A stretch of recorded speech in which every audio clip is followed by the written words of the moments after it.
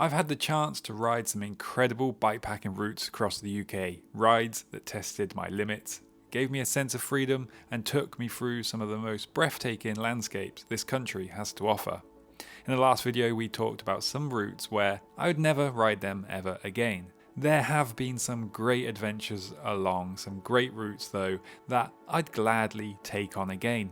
In today's video I am going to share the bikepacking routes that left me wanting more, the ones that despite the challenges I'd hop back into the saddle for without a second thought. So let's dive in.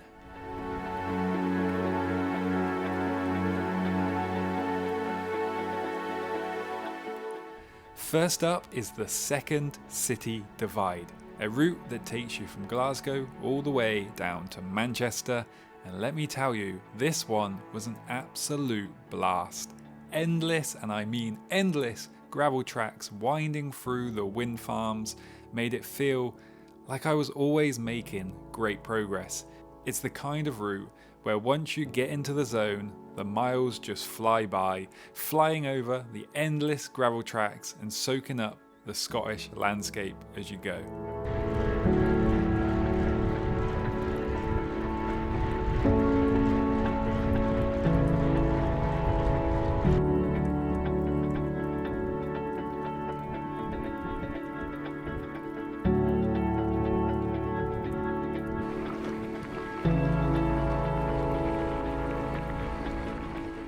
What really stood out for me though about this route was just how well it flowed. The trails felt perfect under the tyres, making it the ideal route for a gravel bike.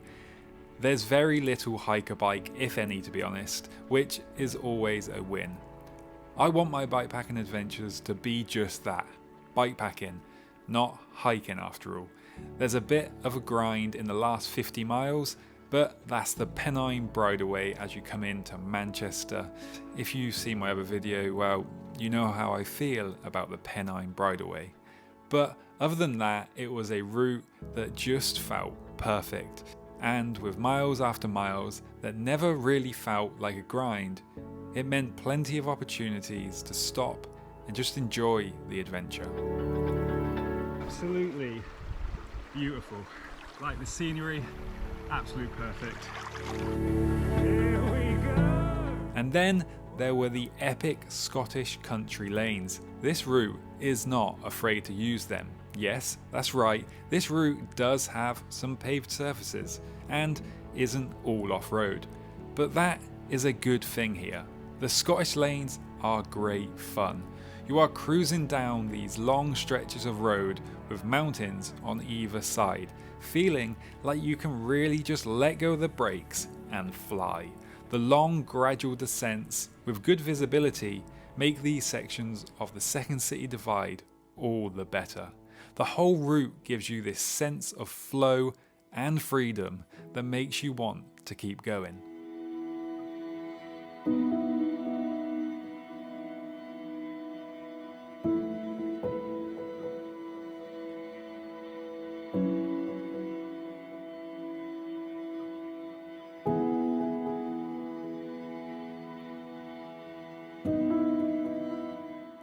Is one of those rare routes that just feels good all the way through. A perfect fit for a gravel bike and one I'd ride again in a heartbeat. And to make this an even better and a longer route, combine it with the Badger Divide like I did and it gets even better. Make it an epic.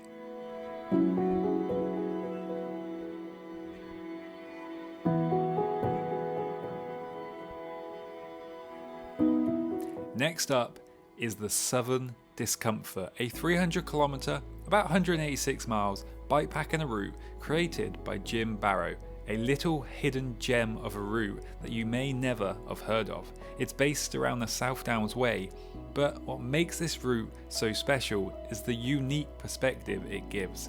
Instead of just riding the classic route from Winchester to Eastbourne or vice versa, the Southern Discomfort mixes things up by taking you on a journey through some of the surrounding trails.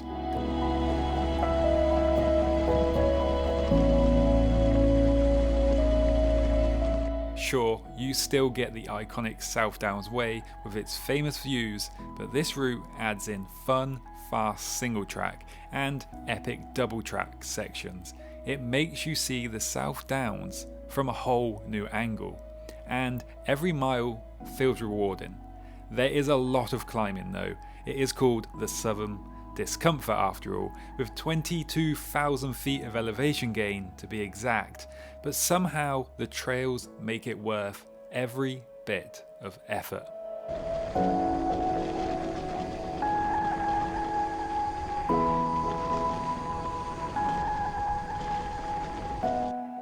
Yes, it's tough, there's no denying that, but this is one of those rides where the difficulty adds to the reward. Every time you push yourself up a climb, you are met with these stunning views or a fun descent, often both. It feels like you've earned it. The balance of the challenge and fun is what makes this route special. Another great part of this route is the camping. You'll find plenty of great spots to set up for the night, which gives you even more flexibility and a real sense of adventure. Jim Barrow, who created this route, is a local to the area, and it shows. You ride all these little hidden gems that you'd never know about if you just stuck to the usual South Downs Way like everybody else. With a mountain bike and a few nights, this is a great route. I'd love to ride this one again, maybe even see how fast I can push myself to cover all that elevation gain. It's hard, sure, but in a rewarding way. This route shows off the South Downs in a way that makes every mile feel like an adventure, and one I would certainly take on again.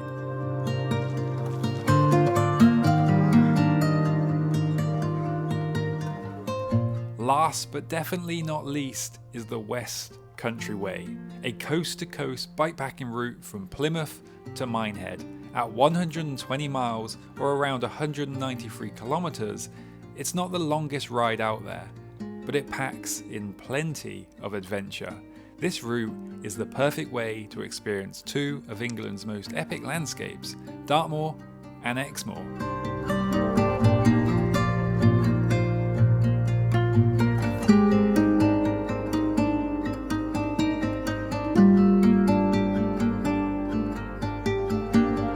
Dartmoor is something else. The landscape is wild and rugged with endless views over the rolling moorland. Riding on these rough but incredibly beautiful trails, especially as the sun rises in the morning. It's a true adventure where every turn of the pedals gives you a new breathtaking view. That's Dartmoor for you. The weather definitely helped on my ride. It was hot, which meant I could cool off in the streams dotted around the moors. Oh, yep, that's the one. Perfect for a quick refresh before getting back on the bike. If you can get the good weather, this is an even better bikepacking route. Exmoor, on the other hand, is all about the riding. The trails here are steeper, tighter, and a little bit more technical than Dartmoor. Well, that's what I found, with some punchy climbs that really test your legs. It's the kind of terrain that makes you work for it. But the descents are so rewarding with lots of fun single track to ride. It can be a little rough though.